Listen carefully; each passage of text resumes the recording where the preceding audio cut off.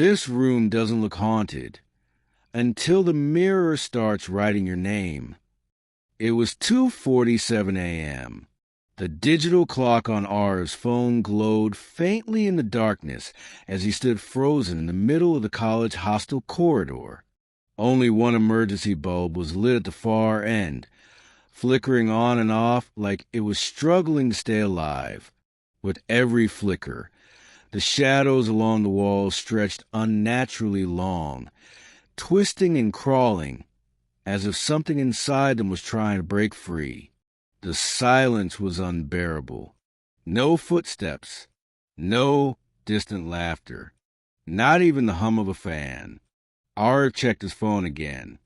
No signal, no internet, no missed calls. "Why is this place so damn quiet?" he whispered. This hostel was not like the others on campus. It was older, darker, and almost forgotten. Students called it Block C, the old wing. Most rooms were empty now, sealed off after years of neglect. Seniors often joked about it during the day, but at night, their tone always changed. "Never go to the third floor, last room," they would say, especially after midnight. Arv never believed in ghost stories. Not until tonight. He was a first-year student, newly admitted, still trying to adjust to hostel life. His assigned room in Block A was overcrowded due to renovation work, so the warden had temporarily moved him to Block C for one night. Just one night. When the warden handed him the keys, his fingers trembled slightly. "You'll be shifted in the morning," the man said quickly. "Just stay inside tonight." Arv noticed the warden avoided eye contact. Room 317. That was the number engraved on the rusted key. The moment Arv unlocked the door, an icy wave of air rushed out, brushing against his face. It wasn't the coolness of an air conditioner. It felt damp, heavy, and suffocating, like the breath of something that had been locked inside for years. The room was small and poorly lit. Scratches covered the walls, as if someone had dragged their nails across the cement in desperation. A cracked mirror hung above the study table, its surface clouded and stained. The ceiling fan was completely still, yet it swayed slightly, creaking with every movement. Arif swallowed hard. "It's just an old hostel," he muttered. "Of course it looks creepy." He placed his bag on the bed and sat down, trying to distract himself by scrolling through his phone. Time passed slowly.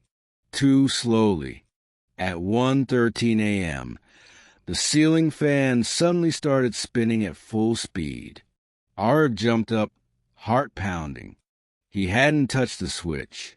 The air in the room turned cold, and the fan's shadow spun wildly across the walls. At 1:27 a.m., he heard water dripping from the bathroom.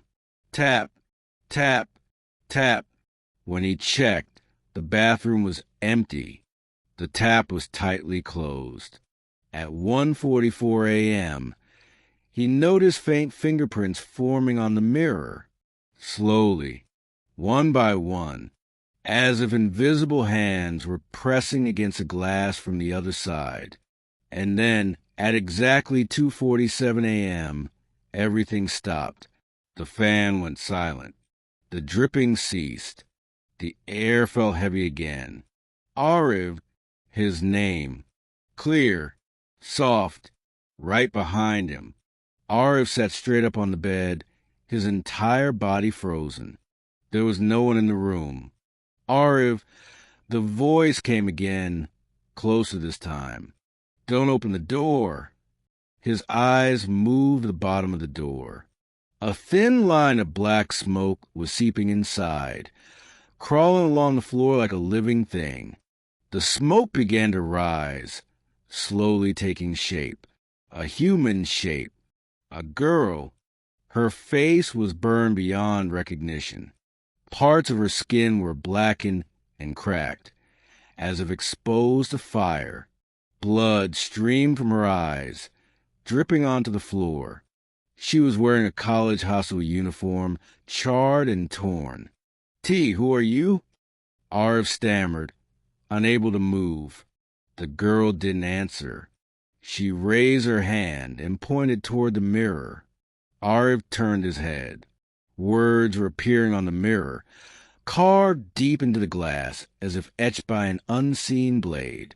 Room 317, last occupant 2009. His breath caught in his throat. Memories rushed back. He had heard whispers about this room, about a girl who died here years ago. Her name was Ananya. Ananya was a brilliant student, a topper, quiet, intelligent, always alone. In 2009, a fire broke out in the hostel late at night. Official reports claim Ananya was trapped in her room and burned alive in an accident, but that was not the truth. Ananya had been sacrificed. A group of students, desperate to pass their exams, had performed a forbidden ritual, black magic. They needed a living offering, someone unnoticed, someone alone. They chose Ananya. She was locked inside her room and set on fire. Her screams were drowned by the flames. The college covered it up. The students disappeared. The case was closed. But Ananya never left. Since that night, anyone who slept in room 317 was found dead by morning. No visible injuries, just terror frozen on their faces. Arv stumbled out of the room and ran into the corridor. But no matter how far he ran, the corridor never ended. Door after door passed by, and every single one had the same number. The lights flickered and went out completely. All the doors opened at once. From every room, the same voice echoed. "You belong here now." Ananya stood before him again, but this time her face looked normal, calm, almost peaceful. "I don't kill," she said softly. "This place shows people who they really are." Arv's knees gave way. He remembered everything. The forged documents, the seat he stole from another student, the lies he built his future on. "This hostel doesn't tolerate lies," Ananya whispered into his ear. Darkness swallowed everything. At 6 a.m., the guard unlocked Block C. Room 317 was empty. Only Arv's phone lay on the bed. The mirror had one final word carved into it. "Next."